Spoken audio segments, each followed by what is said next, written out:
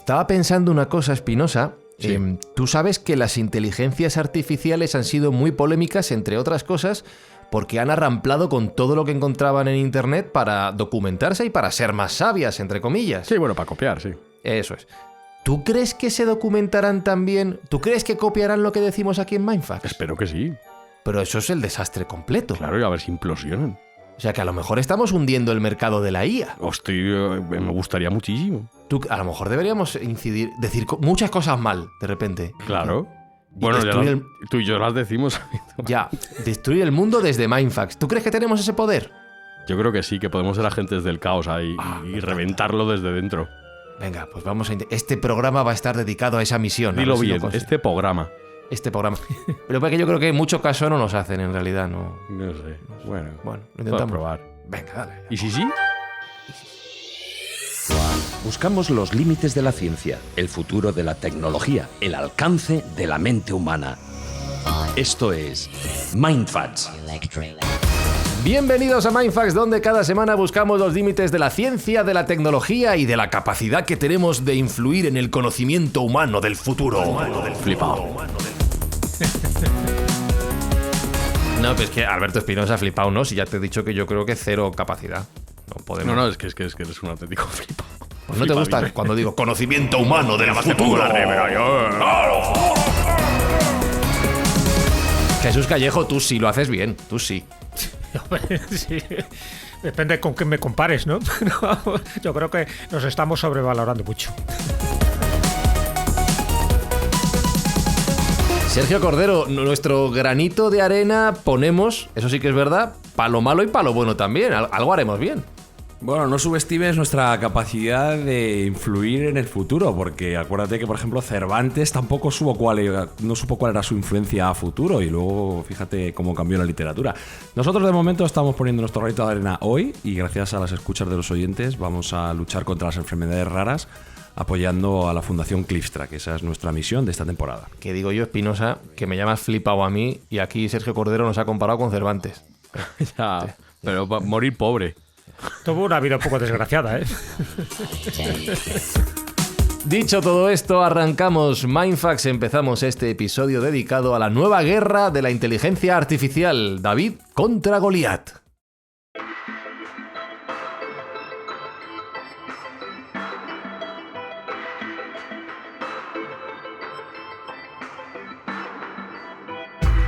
Vamos a poner un poquito de orden en nuestras cabezas, Sergio. ¿Qué es lo que ha pasado con esta historia de DeepSeek? Anda todo el mundo loco con esta nueva inteligencia artificial que viene de China, que si consume menos, que si Nvidia baja en bolsa... ¿Por qué el diésel? ¿Qué ha pasado? Bueno, lo que ha pasado es un episodio más de los numerosos cisnes negros que aparecen con frecuencia en el mundo de la tecnología. Y es que cuando menos te lo esperas, viene un disruptor y te cambia el paradigma. Entonces, sabemos todos que estamos sumidos en la revolución de la inteligencia artificial, que para mí puede ser incluso superior a la revolución que supuso la aparición de Internet, que cada día te sorprendes con nuevas creaciones, con nuevas funcionalidades, con nuevos proyectos, y es un no parar las posibles utilidades que va a tener, ¿no? Pues sabemos que hay unos jugadores que están bien establecidos, como suele pasar en todas las industrias. El principal protagonista dentro de este contexto es OpenAI, que como bien sabéis es el creador de ChatGPT, del cual hemos hablado largo y tendido en numerosos episodios, pero pues sin esperarlo mucho, un pequeño actor chino ha surgido de entre las sombras de los unos y los ceros y parece ser que ha sacado un modelo que puede competir en igualdad de condiciones con el modelo de OpenAI a una fracción del coste, aproximadamente un 10% menos de coste de computación. Esto es lo que dice el relato. También se dice que es open source, que todo está abierto, que puede ser utilizado por cualquiera sin tener que pagar ningún tipo de propiedad intelectual.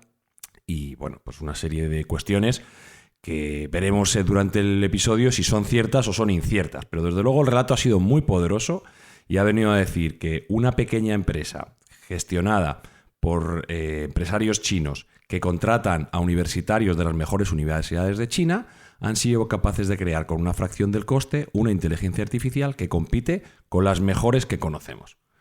Desglosaremos a lo largo del programa, como te digo, si es del todo cierto o no. Pero Y hay que dar el aquí relato. es donde Espinosa ya está sacando No, el eso te rifle. iba a decir que es buen cuento chino ese. Efectivamente. Una pyme china con mucho esfuerzo y ahí con gente contratando a pequeños becarios estudiantes que han estado clavando codos. Y es un buen cuento ese. Es O sea, una que historia de tiene superación. Nada sí. que ver el gobierno chino en esto. No, nada. Nada que ver. Nosotros no ponemos dinero en esto, ¿verdad? No Jesús? no sabemos nada. Es una ni pyme. Ni un yen. Pyme. No. Sí, sí. Teniendo en cuenta que el gobierno chino lo controla todo, no lo olvidemos, ¿no? Es un comunismo capitalista que es verdad que se está posicionando muy bien en el mercado y sobre todo sabe jugar muy bien su baza de la inteligencia artificial. En eso sí que va un poquito por delante de Europa y posiblemente también de Estados Unidos, pero ya es verdad que lo que ha creado es eso, un efecto casi de prestigitación, como diciendo, sois capaz de hacer lo mismo, más barato y encima con código abierto, ¿no? Que permite que sea mucho más accesible para todos, incluso con cierta transparencia, porque hasta ahora teníamos un poco el concepto de que cuanto más críptico, más misterioso sea, parece que es mucho más complejo y por lo tanto hay que encarecer el precio y al final se han dado cuenta, o nos hemos dado cuenta todos, ¿no?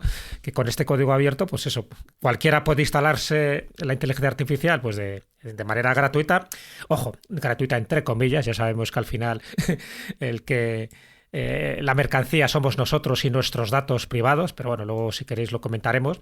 Pero sí es cierto que ha sido una bofetada con la mano abierta para todos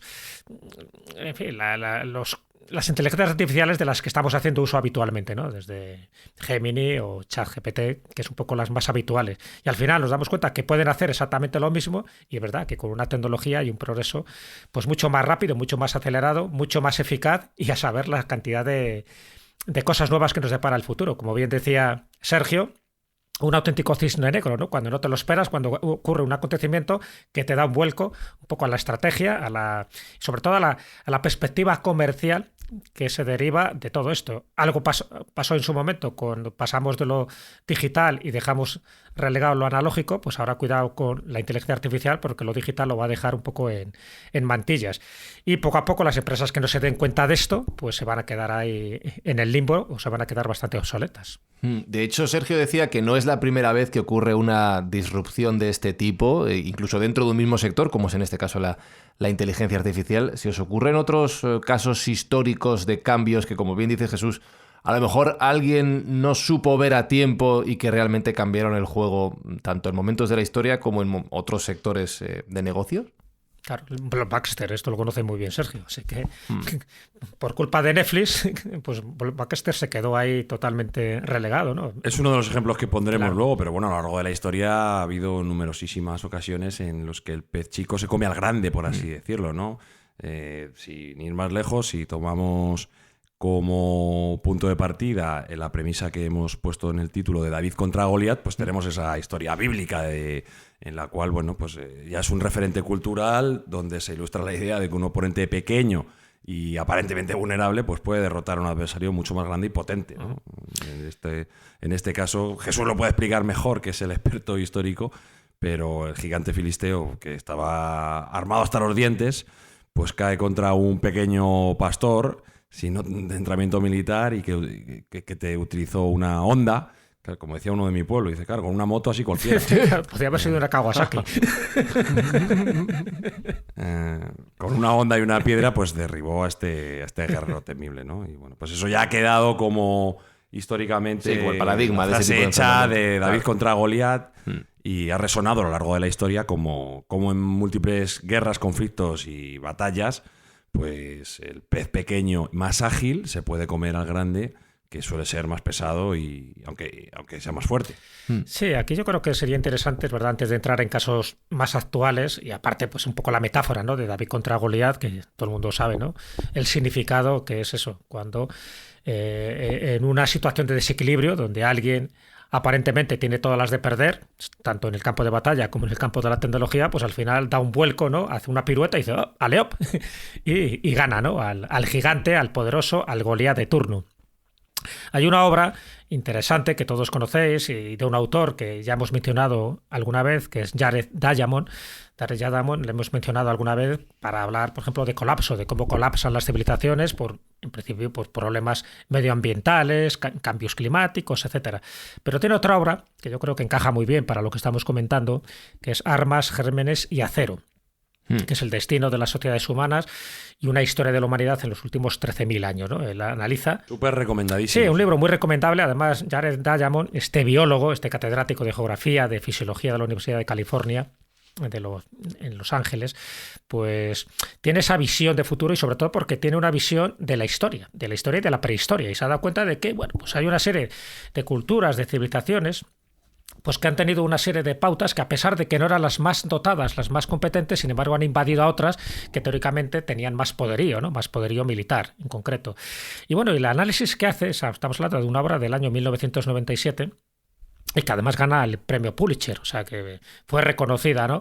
Como una visión muy certera a nivel sociológico de cuidado, porque hay efectivamente, determinadas civilizaciones, vamos a llamarla, pues, movimientos sociales incluso, que dan el do de pecho. ¿Por qué?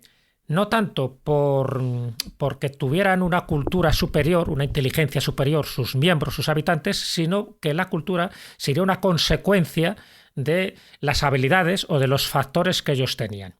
Y me explico, ¿no? Y él se explica dentro de esta obra. Él habla en concreto de las culturas o civilizaciones euroasiáticas, ¿no? A diferencia de las americanas o de las africanas, que han quedado siempre un poco subyugadas por esta hegemonía. Entonces, ¿en qué se basa?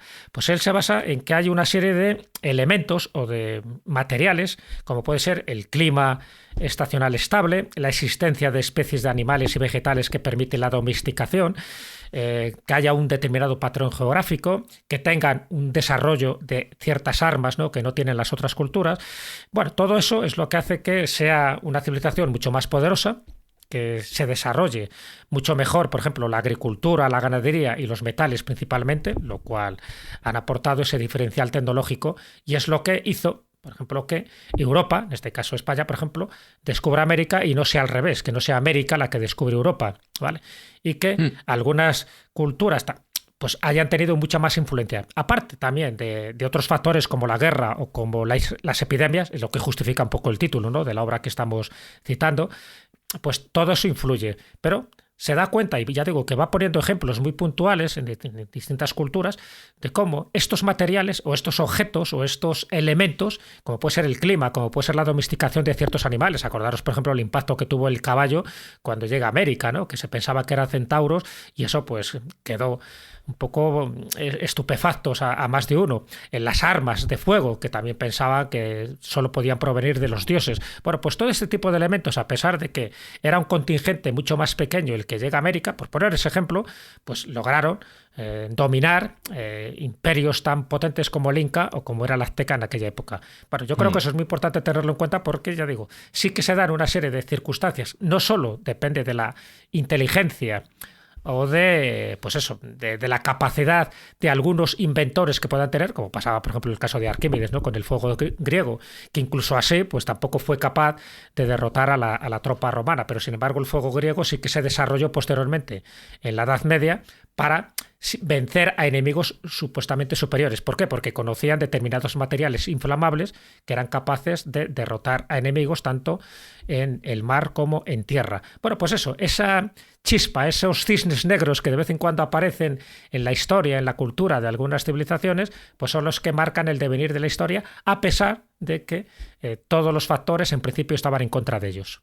El tiempo dirá si en este sector de la inteligencia artificial China se convierte en el nuevo imperio por encima de Estados Unidos, que es quien parecía destinada a dominar este campo, que promete ser determinante en las próximas décadas, como decía Sergio, pero ya habéis mencionado también no solo el ejemplo de potencias surgidas de la nada, sino de malas decisiones empresariales, además en campos muy actuales, como puede ser el sector del vídeo en Internet o del desarrollo tecnológico, que vamos a mencionar dos casos donde Sergio, alguien no tuvo la vista como para decirnos, aquí está el camino, espérate que este es el futuro, y se quedaron en el barro.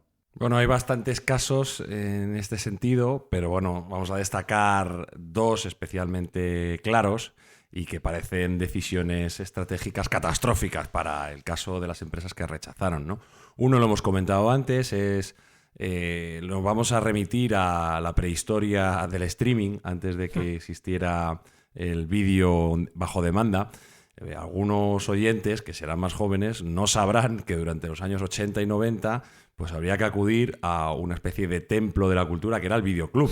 El videoclub era donde tú podías alquilar una serie de películas para luego poner en tu reproductor casero, que normalmente eran vídeos, se llamaban así, vídeos, con diferentes formatos, el VHS, el Beta, el 2000, luego posteriormente ya fue el DVD, que era un soporte ya más digital, no era tan analógico, pero en resumen, había que caminar o acercarse físicamente al videoclub, a la tienda donde tú elegías la película, si no estaba acogida, que te querías llevar a casa. O el videojuego. Y te la alquilaban.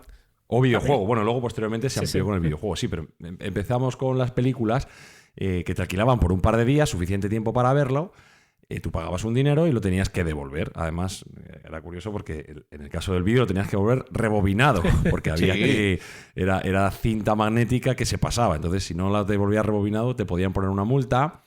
Y si la llevabas tarde, si la llevabas fuera de tiempo, pues había un recargo también económico. Entonces, bueno, pues esto era un modelo de negocio que era tremendamente normal y que tenía un campeón, que era el caso de Blockbuster, que en España cuando se desarrolló, pues eran más videoclubes de barrio, no había una gran empresa detrás que aglutinara la mayoría de las franquicias, pero en el caso de Estados Unidos, como a ellos les gusta hacer las cosas a lo grande, pues tenían una empresa que se llamaba Blockbuster que monopolizaba pues en torno a un 60-70% de todos los videoclubs a nivel nacional, y luego esa franquicia saltó ya a otros países, entre ellos España, que llegó aquí. Bueno, pues este que parecía un negocio imbatible porque tenía además mucha venta cruzada, ya que ibas al videoclub, pues comprabas unas palomitas, unas golosinas, una bebida y te lo llevabas. Y posteriormente se amplió también, como bien ha dicho Jesús, con el alquiler de videojuegos. Y con 9.000 tiendas por todo el mundo. O sea, que es que realmente... Sí, no, era un negociazo emporio. Era un emporio y ganaba muchísimo dinero. Curiosamente, además, la gente no sabe que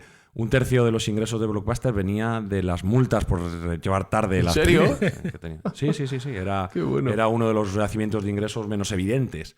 Entonces, una pequeña empresa comandada por Reed Hastings, llamada Netflix, empezó a alterar el modelo de negocio precisamente para evitar esas multas por retraso. El concepto original de la llegada de Netflix no era tanto hacer el streaming de vídeo como conocemos ahora, que eso fue una cosa incremental que pasó posteriormente, como evitar las multas por entrega tarde de los vídeos y DVDs. ¿Por qué? Porque lo que hacía era alquilar películas a distancia. No tenías que ir físicamente. Sabéis que Estados Unidos tiene una cultura de la venta a distancia o por catálogo desde el origen de los tiempos, por el tamaño que tiene y por la casuística de su orografía y la propia personalidad de su población. Entonces allí la venta online, la venta por catálogo o el alquiler por catálogo de películas funcionaba muy bien. Te mandaban un listado de las películas que había, tú las elegías, pagabas una tarifa y podías tener un número determinado de películas en cualquier momento. No tenías que devolverla en un plazo X. Por Bueno, ejemplo, así funcionaba también HBO, ¿no? Homebox Office, de hecho, se llamaba así. Era muy parecido el modelo de negocio, sí. Homebox Así nació. Office. Pues yo... Sí, HBO es Homebox Yo sé que Office. HBO es Homebox Office, pero no sabía que venía de ahí. Sí, también. No sabía que venía de ese modelo. Siempre se aprende en Mindfacts. Entonces, pues Netflix irrumpió con este modelo distinto, la suscripción, envío de DVD por correo, y empezó a pergreñar que quizá la idea de mandar esas películas directamente a través de Internet, cuando estaba creciendo el auge de Internet y el ancho de banda, podía ahorrarle unos costes muy elevados en envío, y sobre todo, ya sabéis que la replicación digital es mucho más barata que la física. Una vez que se hace el bit se puede multiplicar infinitamente, mientras que la tomo no. Bueno, pues en ese impasse de empresa que empieza a enviar DVDs por correo y que comienza a pensar en que el contenido por streaming puede ser un gran negocio, Reed Hastings ofrece a Blockbuster comprar la compañía. Un poco para que fuera el brazo armado tecnológico de ese gigante que tenía presencia física por todo el mundo, como ha dicho Jesús, con más de 9.000 tiendas, y que, bueno, pues que quizá en el ámbito de la tecnología podían crecer de las manos juntos.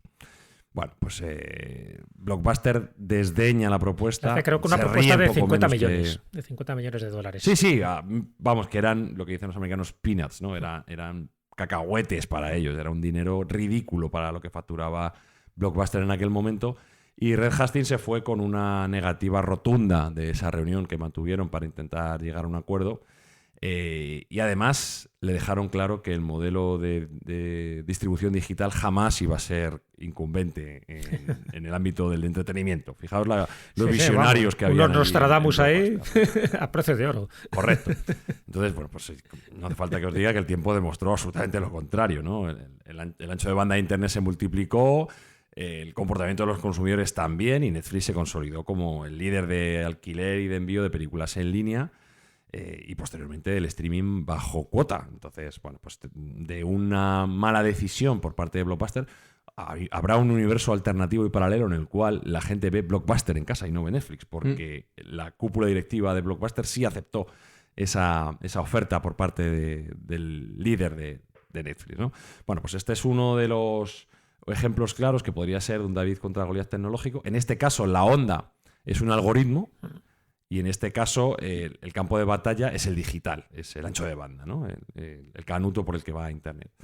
Y bueno, pues el Blockbuster, que tenía los recursos financieros, la fama y la posición para poder asumir esa modernización de su propia estructura, pues incurrió en el dilema del innovador. Ya lo hemos hablado muchas veces. Si tengo la vaca que me está dando leche, ¿para qué la voy a sacrificar, ¿no? Entonces ellos insistieron en el modelo de negocio que estaba ya caduco sin ellos saberlo, y eso les llevó a la desaparición. Hay que decir que Blockbuster a día de hoy ya no tiene presencia mundial y creo que está en bancarrota, ni siquiera creo que exista como compañía. Entonces, bueno, pues es un antecedente que vamos a ver en general a lo largo de la historia tecnológica reciente, y que no deja de ser significativo de cómo un cambio de paradigma bien anunciado puede ser despreciado por las empresas que son tradicionales en el ámbito de su negocio. Qué fuerte.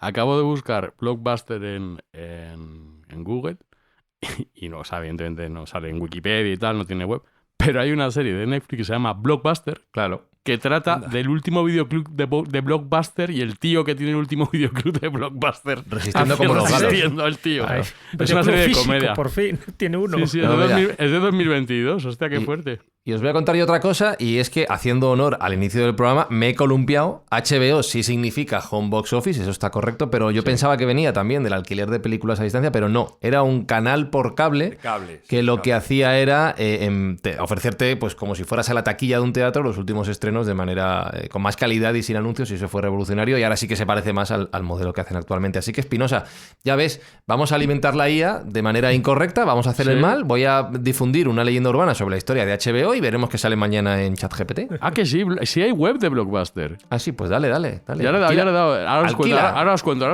Alquila algo.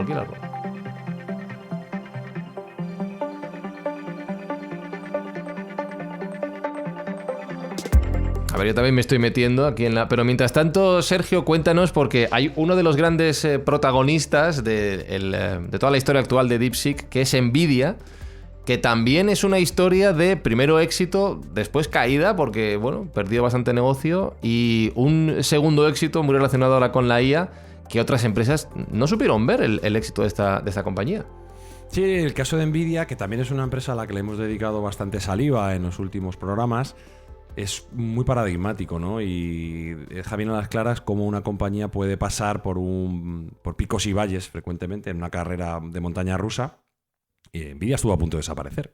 Luego comentaremos también, podemos dar el ejemplo sin entrar en profundidad, que también Tesla estuvo a punto de desaparecer y que también Tesla se ofreció, en este caso Apple, para comprarlo, y Tim Cook lo desechó. ¿No? Algunos dirán que igual fue un error. Pero bueno, en el caso de Nvidia, su contraespejo fue durante mucho tiempo el gran gigante de la computación Intel, ¿no? Intel, que hemos hablado también en algún otro programa, ha sido la empresa a la que todo el mundo nos viene a la cabeza cuando hablamos de procesadores, de informática, y ese logo tan reconocible en todos los ordenadores de Intel Inside, ¿no? Durante 50 años aproximadamente ha sido la compañía más grande del mundo a nivel de microprocesadores, y actualmente se encuentra sumido en una crisis de la cual no se sabe si va a salir, porque se está hablando de que la puede comprar cualquier competidor, incluso algunos competidores menores como Qualcomm, ¿no? Que es una empresa minúscula o en comparación con lo que fue Intel. Bueno, pues en este caso la comparación del David contra Goliat tiene que ver con la arrogancia también de mirar por encima del hombro a tus competidores. Nvidia empezó como una empresa muy pequeña, destinada principalmente a las tarjetas gráficas para gaming, que era, por supuesto, un ámbito muy de nicho. Era para mejorar los gráficos. En los años 90 y 2000, pues los ordenadores no tenían una capacidad de computación gráfica muy grande y aparecieron como complemento a esos ordenadores las tarjetas gráficas. Bueno, pues Nvidia fue una de ellas, una de las empresas que salió, con una propuesta bastante buena. Nvidia tiene un trasfondo muy tecnológico, donde hay una ética del trabajo también muy agresiva. El CEO pues, merece todos los respetos. Pero al principio era una empresa muy pequeñita. También una aproximación a Intel para colaborar y para ampliar campo juntos, puesto que Intel estaba muy enfocado en lo que son las CPUs, ¿no? En los procesadores de proceso central, no solo la gráfica, que ya van incluidos el procesamiento gráfico a menor escala dentro de los propios procesadores, sino lo que mueve, por así decirlo, el ordenador, no tanto la parte visual. Sí, si tú querías tener un ordenador guapo para videojuegos, tenías que tener un procesador de Intel potente y una tarjeta de Nvidia de las gordas. Sí, de Nvidia o de ATI o de Voodoo en su momento. Bueno, hubo diferentes propuestas, pero está claro que Intel era el corazón central de cualquier ordenador que se preciase, porque el resto era un poco menos que risible. No había mucha competencia, ¿no? Entonces, bueno, pues Nvidia, a través de esta iniciativa original de crear tarjetas gráficas, empezó a investigar y a desarrollar y se dio cuenta de que sus GPUs, esas tarjetas de proceso gráfico, eran capaces de potenciar aplicaciones de aprendizaje profundo. Y bueno, pues se dieron cuenta de que eran más eficientes que las propias CPUs de Intel para determinados trabajos repetitivos, como podía ser el cálculos en paralelos o luego posteriormente la minería de criptomonedas, que también le dio un empuje muy importante. El culmen del empuje final de Nvidia, que es una empresa hoy en día valorada en 3,3 trillones americanos de dólares, es decir, el doble del PIB español, esto hay que ponerlo ¡Qué barbaridad! En relieve. Madre. Nvidia vale el doble que el PIB de España en mercado a día de hoy. Bueno, pues gracias al empuje de la inteligencia artificial, como ya hemos estado diciendo, que viene siendo en los últimos 4 o 5 años, y de la creación de bibliotecas específicas como CUDA, que es su digamos, forma de trabajar para procedimientos repetitivos, como pueden ser los de la IA, pues el mercado de data centers y supercomputadoras abrazó el estándar de Nvidia como el estándar de facto, es decir, es el patrón oro de los centros de datos. Por eso tienen esa demanda que tienen, por eso esa explosión que ha tenido la acción en bolsa, que creo recordar que en algún momento la recomendamos, y si alguien compró cuando lo recomendamos, enhorabuena, porque ha podido ganar mucho dinero. Y mientras tanto, en el mismo procedimiento, en el mismo lapso de tiempo, Intel ha ido bajando su cotización, bajando su relevancia, bajando su importancia hasta límites insospechados. Tanto es así que ha perdido cerca de un 80% de la valoración bursátil que en un momento tuvo. Es decir, si alguien compró acciones de Intel en el pico de la valoración, ha perdido un 80% de su inversión. ¿Por qué? Por lo mismo, la arrogancia. Nosotros somos los líderes, no queremos ninguna disrupción de ningún tipo, solo somos capaces de mirarnos al ombligo y no pensamos que nadie nos tenga que decir a nosotros cómo hacer nuestro negocio y nuestro trabajo. En ese caso, se ha demostrado claramente que ha sido un error, porque no solo Nvidia le ha superado, por supuesto, en capitalización bursátil, por supuesto, en importancia y en relevancia, sino otros competidores que se consideraban menores, y me estoy refiriendo, por ejemplo, a AMD, que siempre fue, pues, digamos, la gama baja o la segunda, ¿no? Dentro de los procesadores, sí. Pues también le han superado en capitalización bursátil y incluso en innovación y en propuesta, ¿no? En propuesta de mercado. Y a más, otros mini competidores, como podían ser Qualcomm, que hace parte de los procesadores que se utilizan en los teléfonos móviles, pues tiene tanta pujanza que hoy en día es capaz de hacer una propuesta de compra por el total de la compañía Intel. Entonces, Intel ha pasado de ser el elefante en la habitación a ser un competidor muy, muy menor en el sector de las comunicaciones y de los microprocesadores. Entonces, si Intel hubiera sido suficientemente visionario, o en aquel momento el consejo de Intel se hubiera dado cuenta de que nuevas tendencias venían, nuevos jugadores estaban haciendo propuestas interesantes para el modelo de negocio, quizá estaríamos hablando de un Intel fuerte. Y este proceso que ha sufrido de depreciación absoluta y de minorización de la importancia no hubiera pasado. Y puedo dar un ejemplo de empresa que sí que ha reaccionado a a esta amenaza, que es Microsoft. Microsoft estuvo muy cerca de pasar por el mismo procedimiento y, sin embargo, con el cambio de CEO a Satya Nadella, el actual, que tenía muy claro que las prioridades eran móvil primero y nube primero, pues ha multiplicado su importancia y su presencia en el sector tecnológico hasta ser todavía, que tiene mucho mérito, una de las empresas tecnológicas más importantes del mundo. Efectivamente, Microsoft es una de las empresas más valoradas en la bolsa norteamericana, junto con Apple o junto con la propia Nvidia, a la que has hecho referencia. Pero llegamos al mes de enero, a finales del mes de enero de 2025, y de pronto, en un día, se anuncia... Bueno, no sé si se anuncia, ahora te preguntaré si DeepSeek es un lanzamiento nuevo, o por lo menos se hace saber lo que tú contabas al principio del episodio, que DeepSeek es capaz de desarrollar una inteligencia artificial, no sé si al nivel de ChatGPT y similares, pero sí que parece que muy cerca, y desde luego de una manera mucho más eficiente, con mucho menos consumo y con mucha menos necesidad y dependencia de chips, por ejemplo, como los que fabrica Nvidia. Y eso provoca que en un solo día la acción de Nvidia, que era la más cara de la compañía más valorada, mejor dicho, de la bolsa estadounidense, baje un 17% prácticamente, y son casi 600.000 millones de dólares de pérdidas en un solo día. ¡Qué casualidad! Sí, ¿Cómo se explica esto? A ver, hay muchas explicaciones y vamos a intentar darlo una a una, ¿no? Efectivamente, ese 20 de enero de 2025 pasará a la historia. ¿Tú crees que está buscado esto, no? Que China... No creo. Pero vale. Vamos a pensar así de los chinos, tío. Ahora por favor. Hablaremos de todas las teorías posibles. A ver. Ese 20 de enero de 2025 que pasará a la historia por dos cosas. Uno, porque fue, si no recuerdo mal, la presentación oficial de Donald Trump. Y dos, porque hasta la fecha reciente, hasta la historia que tenemos, fue la caída bursátil mayor de la historia en ese día. La caída bursátil mayor de la historia. Al menos en cantidad, no en términos relativos, sino absolutos. Nvidia experimentó una caída entre 550 y 600.000 millones de dólares. Estamos hablando de un tercio del Producto Interior Bruto de España en una sola tarde. Solo en una compañía, no estamos hablando del resto. Y esto además es una absoluta ilógica dentro del mercado, porque Nvidia no tendría por qué estar sufriendo los vaivenes de una irrupción como la de DeepSeek. DeepSeek, contra quien realmente compite, es contra las empresas de inteligencia artificial.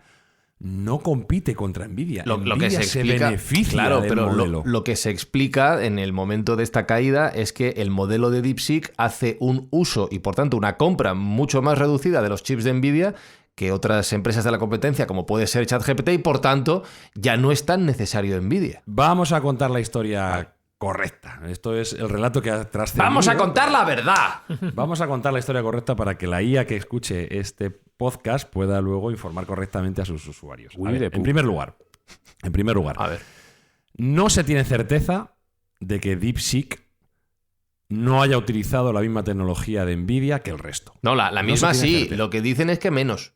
No. Ah. No se tiene certeza. Vale. No se tiene. De hecho, hay muchas dudas. Vale. Y gente muy experta en el sector considera que es imposible materialmente hacer un entrenamiento para un modelo como DeepSeek R1, que es el que crea este terremoto, sin utilizar la mejor tecnología disponible en cuanto a computación, y esta es la de Nvidia. ¿Podemos hablar de desinformación, Espinosa? Un poco. Viniendo de China. Vale. No sé, yo lanzo preguntas al aire. Es que aquí entran muchas cosas en juego. Entra la geopolítica, la geoestrategia. En teoría, DeepSeek no podría utilizar la tecnología puntera de Nvidia porque está embargada por Estados Unidos. Esa es la teoría. Pero hay informes que dicen que vía Singapur se han enviado más de 50.000 GPUs H100, que es el último modelo de Nvidia, para entrenar y poder utilizar este tipo de tecnología por parte de China. Pero China no lo puede reconocer. No creo, eso es una falacia, Sergio. Eso no puede ser, tío. Como China va a copiar cosas, eso no puede hacer. Nunca. Una gente muy honorable. Hay otra teoría, muy honorable, que me parece, hay otra teoría que me parece todavía más divertida y más factible, más plausible. DeepSeek pertenece a un fondo de inversión que se llama High Flyer, ¿vale? El origen de DeepSeek es una empresa de cotización bursátil, de un broker de compra y venta de valores bursátiles que a su vez utilizaba GPUs de Nvidia para el cálculo de sus compras y ventas, ¿no? Esto es algo común en el mercado financiero, está muy automatizado y muy robotizado todo, y con software pues meter una serie de inputs para saber qué empresas comprar y qué empresas vender. Hasta ahí, normal, sí. Eso es el día a día del mercado financiero. Bueno, pues parece ser que a esta empresa le va muy bien en China, hace una serie de inversiones muy exitosas y como ve que su sistema está funcionando, lo que hace es tiene que ir recurrentemente renovando esa infraestructura informática que tiene y esas GPUs que tiene NVIDIA. Entonces, con las que tiene sobrantes de las nuevas que compra, dice, bueno, pues como me sobran y ya no las voy a utilizar, voy a montar un pequeño laboratorio para que haga una inteligencia artificial como la que hemos visto en OpenAI, en Claude, en Gemini, este tipo de inteligencia artificial, la contraparte china, por así decirlo, ¿vale?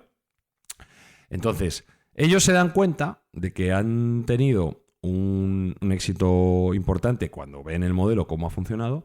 Las malas lenguas dicen que mediante un hack o mediante la compra de un empleado de OpenAI, el código de OpenAI se les filtra a ellos y por eso pueden entrenar tan barato a su IA.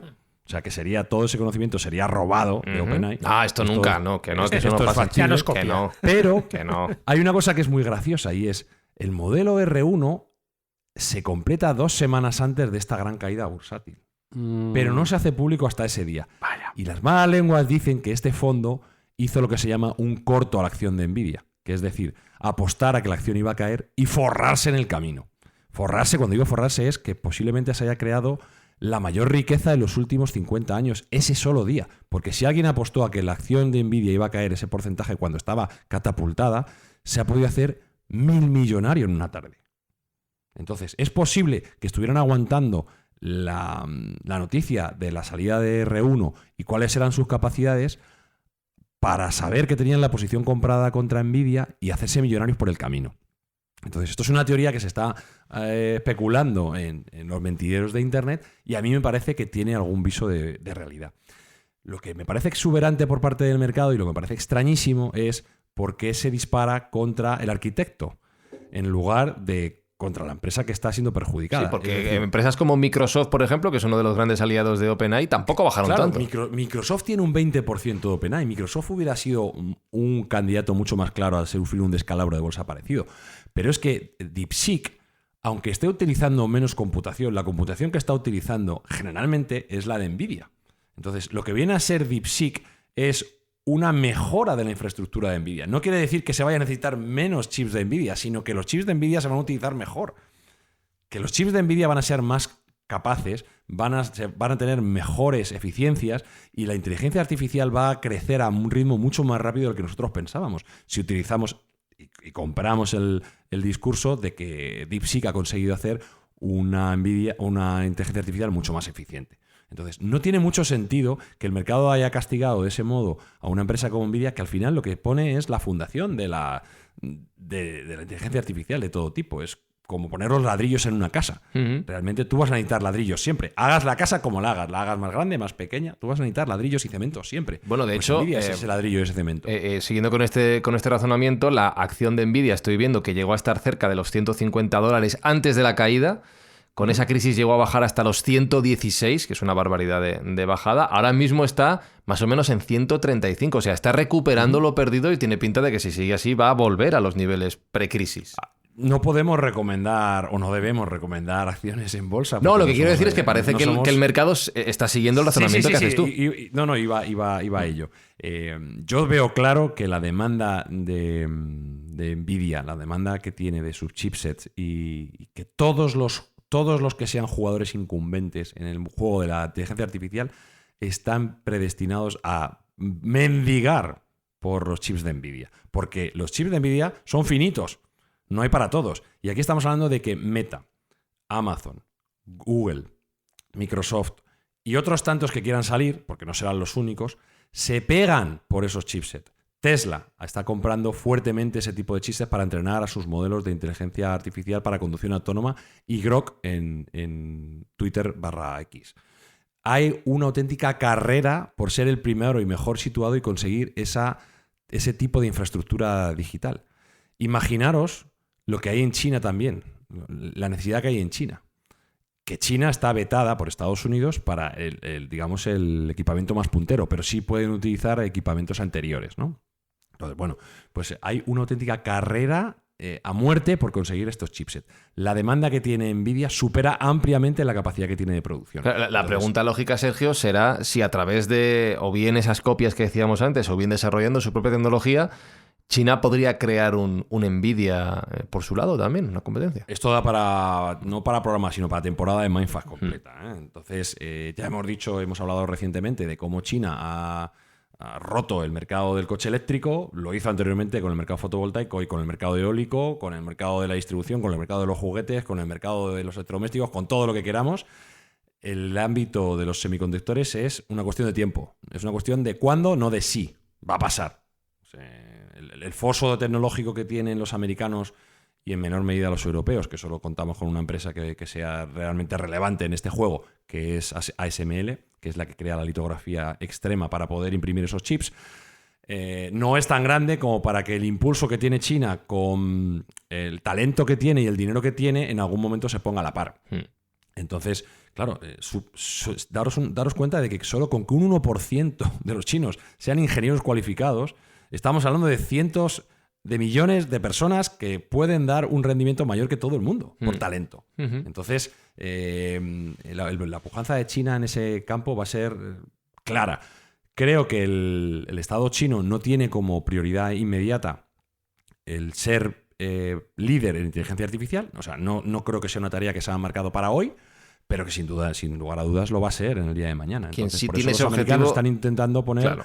Esos muros, ¿no? Alrededor de su preciado bien, que es la tecnología y el conocimiento que tiene la inteligencia artificial. Quien sí tiene ese objetivo, decía, es Estados Unidos. De hecho, Donald Trump ha anunciado una inversión estatal, si no recuerdo mal, de 500.000 millones de dólares para fomentar el desarrollo de la industria de la inteligencia artificial con diferentes empresas norteamericanas, con lo cual Estados Unidos le ha visto las orejas al lobo con esto. Claro, vamos a ver, por ser pragmáticos, ¿cuál podría ser una de las primeras y más importantes aplicaciones de esa inteligencia artificial? La guerra, la militar. Es que si tú tienes una tecnología que es absolutamente innovadora y que es absolutamente cambiante en el tablero de juego mundial y la aplicas en el ámbito militar, ya tienes una ventaja competitiva que los demás no tienen. Y este proyecto que tú estabas diciendo, que se llama el proyecto Stargate, es un fondo que se ha creado a medias con otros sospechosos habituales que están por allí, como son, en este caso, OpenAI, quien aportaría la tecnología, y está Oracle, que bueno, pues es también un jugador muy importante en el mundo de las bases de datos y de la tecnología. Está Masayoshi Son con su SoftBank, que ya hemos hablado también numerosas veces de que es una de las empresas más relevantes del mundo en cuanto a tecnología. Y está por ahí Microsoft y otra serie de jugadores. Curiosamente, este fondo ha despertado celos / envidias en el amiguete de Donald Trump, que es Elon Musk, que es enemigo acérrimo de Sam Altman, ¿no? Que eran antiguos socios y acabaron a mal. Entonces, bueno, pues aparentemente sí que Estados Unidos sí que tiene como prioridad ser puntero en el ámbito de la inteligencia artificial y lo entiendo claramente porque puede ser una revolución absoluta. Al final, ya sabéis que en la parte tecnológica hay crecimientos que muchas veces son incrementales hasta que son repentinos y crecemos en parábola con crecimiento exponencial. Entonces, basta con que lleguemos al punto de la inteligencia artificial general, cuando una inteligencia sea capaz de pensar como un humano y mejorarse a sí misma, para que el crecimiento tecnológico exponencial nos catapulte como especie. Entonces, el primero que llegue a ese punto va a tener una supremacía sobre el resto clara. Y me queda una pregunta, que es la oferta de Elon Musk y otros inversores de casi 100.000 millones de dólares por OpenAI. Tú decías las posibles finalidades que tiene el dominio de la inteligencia artificial. Elon Musk ahora mismo está interesado en todo lo que sea, controlarlo todo, básicamente, desde el gobierno de Estados Unidos hasta toda la actividad tecnológica que hay a su alrededor. Todo va en la misma línea, supongo, más allá de las locuras del patrón, que a veces se le va la olla de una manera. Aquí hay mucho de torpedeo, más que claro, de realidad en la oferta. A ver, OpenAI estaba ya valorada en las últimas rondas de financiación en las que ha contribuido SoftBank en unos 350.000 millones de dólares. Parece extraño ofrecer solo 100.000, pues solo entre comillas, solo 100.000 millones, cuando en principio la compañía vale mucho más. Es una jugada de Elon Musk para intentar torpedear el crecimiento de OpenAI y de paso fastidiar a su enemigo Sam Altman. ¿Por qué? OpenAI, no nos olvidemos de que es una empresa que está libre de lucro. Es sin ánimo de lucro. En teoría. No, lo es. Es una fundación que es sin ánimo de lucro. Y ahora quieren hacerla con ánimo de lucro porque dice Sam Altman que es la única forma de competir en un mercado emergente tan complejo como este. Bueno, podría tener un sentido. Si tú no facturas y no tienes recursos económicos a tu alcance, es difícil crecer. Pero ya es la empresa más grande del sector y dicen que es difícil. Esto es como el Real Madrid en fútbol, ¿no? Hay que convertirlo en sociedad anónima. Nada es como el Real Madrid en fútbol, Fran, nada. Vale, perdón por la comparación. Y menos esta semana. Perdón. Sí. Entonces, OpenAI está soportado por una empresa sin ánimo de lucro, como digo, que es una fundación que es la tenedora de los activos, por así decirlo, de la empresa funcional, y lo que ha hecho Elon Musk con otros empresarios es lanzar una oferta por esa parte no económica, por así decirlo, no de lucro, ¿no?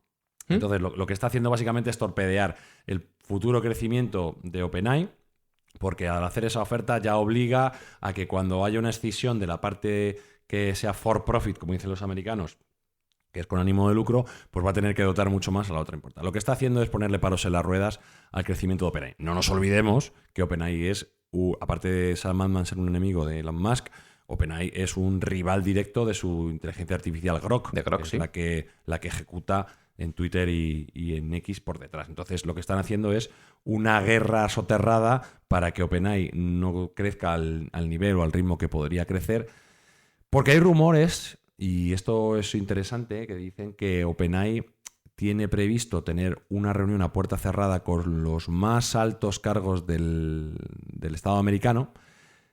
Se rumorea que ya han llegado a ese punto que he comentado de inteligencia artificial general, y que eso podría ser algo absolutamente disruptivo y que cambiase el destino de la humanidad de por sí, porque estaríamos hablando de curar enfermedades, de eliminar la pobreza, de crear energía infinita, si eso llega a pasar. Entonces, ese es el rumor. Y esa compañía pues está a la vanguardia de la tecnología en el ámbito de la inteligencia artificial para resolver muchísimos problemas. Entonces, bueno, pues hay guerras de egos también. Imagino que no le hace gracia a Elon Musk no ser por primera vez en mucho tiempo, no ser punta de lanza en un ámbito tecnológico. Aquí le han comido un poco la tostada porque su sistema de inteligencia, yo la he probado, el Grok, y es como mínimo mediocre, no, como máximo mediocre. No es tan buena como ChatGPT o Claude o Gemini en ningún caso. Entonces, bueno, pues están intentando iterar muy rápido y ha hecho una inversión tremenda en un ámbito del data center, del centro de datos, con muchísimo dinero para poder ponerse al mismo nivel. Pero le está costando. Vaya culebrón, Jesús. Madre mía. Madre del amor hermoso. No, la verdad que escuchando a Sergio vienen como sentimientos encontrados. Por una parte da la sensación de que estamos a las puertas de un avance y de un salto cualitativo para la humanidad, donde podemos prácticamente conseguirlo todo y mejorar las condiciones de la humanidad, o bien de destruirnos de una forma miserable. O sea que no sé muy bien qué camino va a adoptar la humanidad, porque desde luego la herramienta parece que la tenemos en las manos y hay que ver el uso que podemos hacer de ella. Madre mía, con la inteligencia artificial. El que no se adapte ya se puede ir haciendo las maletas. Yo creo bueno, aquí realmente quiero meter un poco la cuña y es, como nosotros llevamos ya, ¿cuántas temporadas, Fran? ¿5? 6. 6 temporadas hablando de estos temas. El que empiece a escuchar los primeros podcasts que hicimos de inteligencia artificial se dará cuenta de que se están cumpliendo muchas de las predicciones que nosotros en su momento hicimos.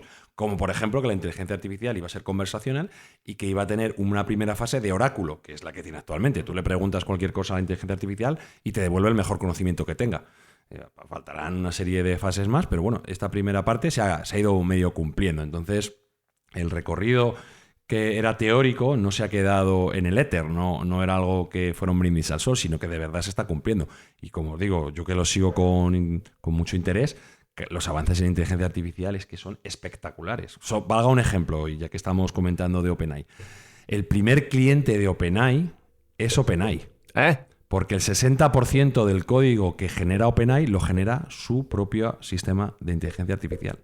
Entonces está relegando programadores junior porque la inteligencia artificial ya es capaz de codear, de lanzar código como el programador número 173 en pericia del mundo. Entonces, ellos mismos se están automejorando con su propio algoritmo y eso es algo que es absolutamente impresionante. Espinosa, ¿quién compra las palomitas y quién compra las entradas para el búnker? Porque esto... Yo, de las dos opciones que ha dicho Jesús, elijo la B, la de la destrucción. La de la destrucción. Pero la eliges tú, hacerla tú, quieres decir. No hay una C, hay una opción C. No has dado más, has dado A y B. O sea, yo creo que la B, porque siempre es la que elige la humanidad. O sea, que eligen los malos. Claro, pues esto es lo que nos gusta en Mindfax, lanzar mensajes positivos para demostrar que todo esto camina hacia un mundo mejor, por supuesto. Claro que sí, sin miedo.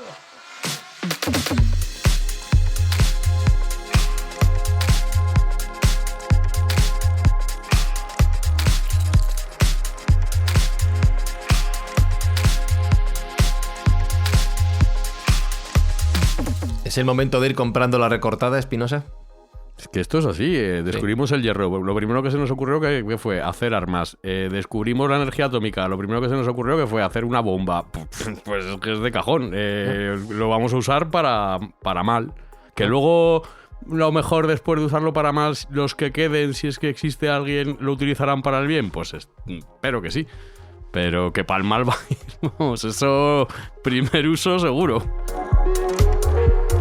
Jesús Callejo, estamos alimentando el algoritmo con negatividad, por favor, dinos la opción A. Me encanta el optimismo de Espi. No nos da alternativa, así que iremos preparando el testamento. Pero bueno, mientras eso ocurra, y ocurrirá muy tarde, espero, yo me quedo con mis Legos y con mis Playmobil, porque fíjate, es una de esas empresas que tenía todas las papeletas para desaparecer, oye, pero cómo se ha redactado, cómo se ha renovado, cómo se ha ampliado y cómo ha sabido jugar, y nunca mejor dicho, con las posibilidades que le daba a la sociedad. Sergio Cordero, ¿tú crees que después de este episodio perderemos audiencia e influencia o al contrario, atraeremos nuevos oyentes interesados en todo esto? Ya sabes que mi actitud ante la vida es de optimismo pleno. Y creo que a la gente le va a gustar, aunque es verdad, y tiene razón Espi, que por desgracia la tendencia humana es a utilizar la tecnología para hacer el no bien, por así decirlo, o hacer el mal, en el ámbito de la guerra sobre todo y de la preponderancia militar, pero hay que ser optimista y yo creo que lo que nos va a traer bueno va a superar a lo malo. Claro que sí. Pues nosotros desde aquí, desde Mindfax, como siempre, dedicamos los ingresos... Una cosa. ¿Qué? No te he contado lo de la página de Blockbuster, tío. Que no me has contado. ¿Lo has visto? Sí, he visto que existe la página y que te redirige a otro servicio de televisión por internet. Pero lo que pone. Estamos trabajando rebobinando tu película. Eso es. De momento espera y mira todo y comprueba la página de Sling TV, que te vas a la página de Sling TV y no funciona. Pues no funciona fuera de Estados Unidos. Pero escucha un segundo. Pero tiene Twitter Blockbuster. Ajá. Es muy fuerte. Entonces, me meto en el Twitter de Blockbuster, que no... O sea, lo último que han publicado es en 2000... No, el 10 de febrero. Mira, o sea, que sí que tienen actividad. Pero tiene 200 y pico mil seguidores. Ojo, cuidado, Y pone el tweet fijado que tienen... o sea, evidentemente está en inglés porque entiendo que todavía Blockbuster debe de funcionar un poco en Estados Unidos, no sé. Un recordatorio amistoso de que cuando alquilabas vídeos con nosotros no nos importaba con quién los compartieras, siempre y cuando los devolvieras a tiempo, y etiquetan a Netflix. Bueno, pues cerramos. Es muy gracioso, me cae bien. Iba a recordar lo de la Fundación Clistra, pero ya está. Que nos escuchamos la semana que viene. Rebobinad vuestras cintas hasta el inicio y en 7 días una nueva película aquí en Mindfax. Hasta la semana que viene. Winnie the Pooh. Mindfax llega cada semana a tus oídos a través de Spotify, Apple Podcast, iVoox, Google Podcast o tu aplicación favorita. Búscanos en redes sociales. Somos Mindfax. Es Winnie Pooh, un curiosito barrio.